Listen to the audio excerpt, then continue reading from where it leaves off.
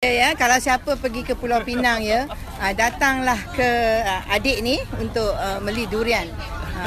Ya, this my new friend ya. Okey, itu durian dia. Ni durian apa? Awak ambil dari Pahang kan? Dari Pahang ya. Okey. Di mana kita memang awak punya stall di Jalan Geni saja. Jadi siapa di Penang nak beli durian, datanglah kedai dia. Ya. Tak apa, boleh panggil saya kakak. Okey.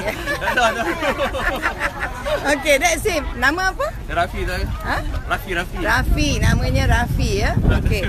The best durian in Penang is from this stall. Okey, thank you.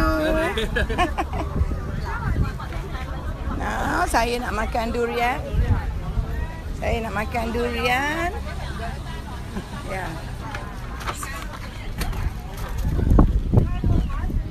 Come, let's eat our durian.